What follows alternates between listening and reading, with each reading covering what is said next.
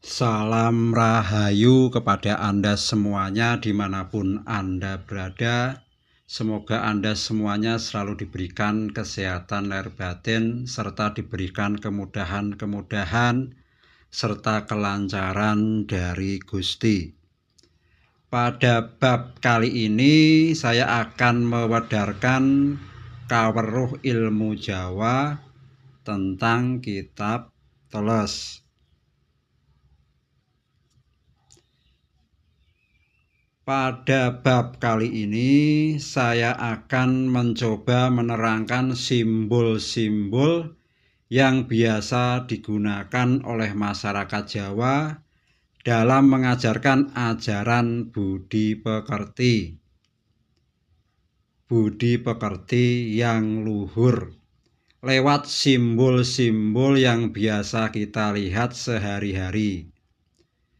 Adapun simbol tersebut yang biasa disebut bubur 4 warna, yaitu bubur berwarna merah, kuning, putih, serta hitam. Bubur-bubur tersebut bukanlah sekadar bubur yang dihias begitu saja, kemudian dimakan yang membuat perut kita semakin kenyang, apalagi dikira untuk membuat makan jin setan. Itu adalah orang yang tidak ada dasar dan ilmunya. Hanyalah orang yang tidak bisa menjaga mulut dan lidahnya, apalagi membaca kitab teles miliknya orang Jawa. Bubur kuning.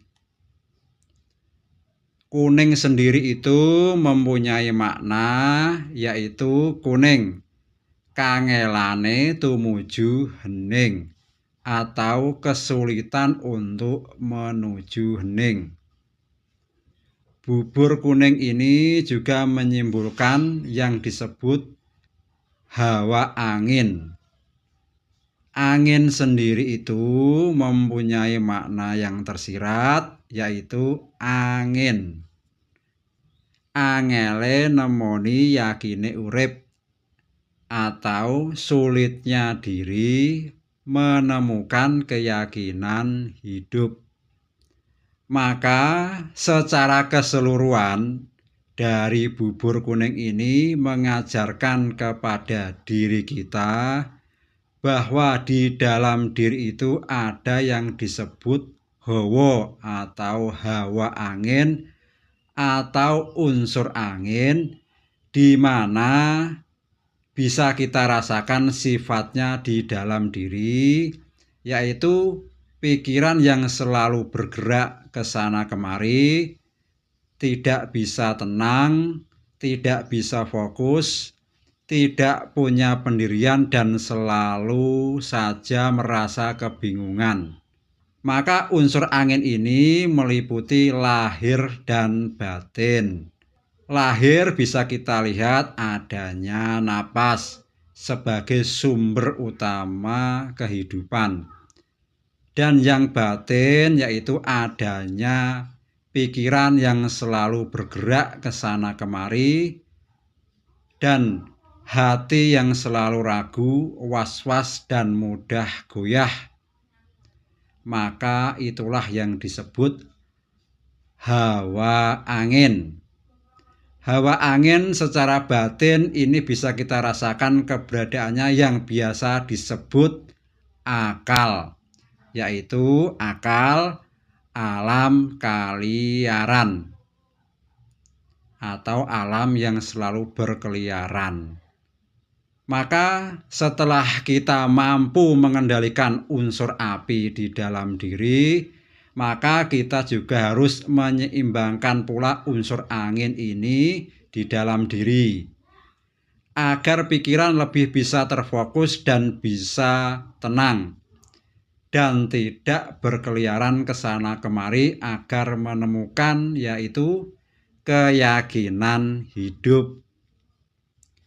Unsur angin ini bila tidak bisa dikendalikan akan membawa diri kita ke dalam hal-hal yang negatif, seperti kita mudah dihasut, dipengaruhi, mudah diperdaya, mudah dimanfaatkan orang lain, tidak punya percaya diri, hidup selalu kebingungan, dan apabila punya kepintaran sedikit, merasa sok mengerti, sok paling suci, sombong, padahal hanya baru hafalan dan baru katanya, belum mempraktekkan dan membuktikan sendiri,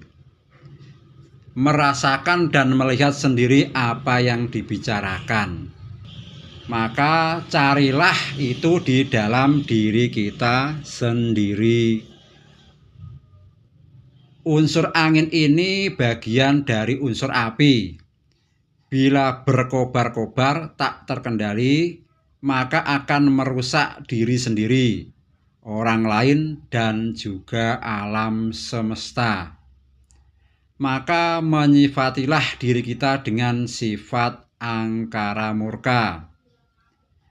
Maka leluhur kita orang Jawa menyimpulkan dengan bubur kuning dan mengingatkan bagaimana cara mengendalikan hawa angin ini dengan menyimpulkan dengan yang namanya bubur.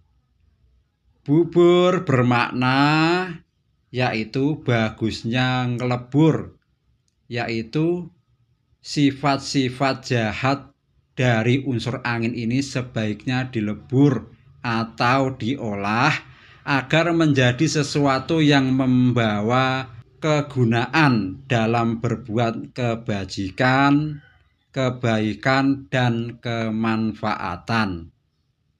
Maka apabila kita mampu melebur hawa angin ini di dalam diri, maka kita akan berhasil melampaui tingkatan kedua ini. Dan hidup kita akan merasa lebih fokus dan bisa mengheningkan diri, punya pendirian, keyakinan, dan kecerdasan spiritual.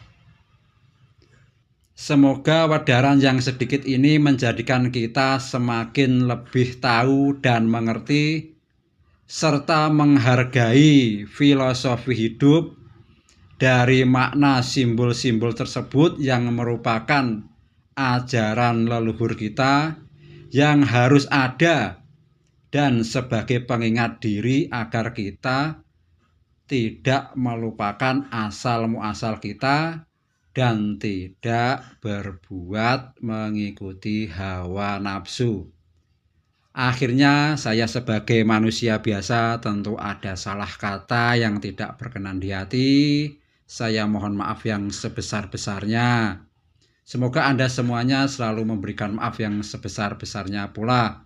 Akhirnya, salam rahayu.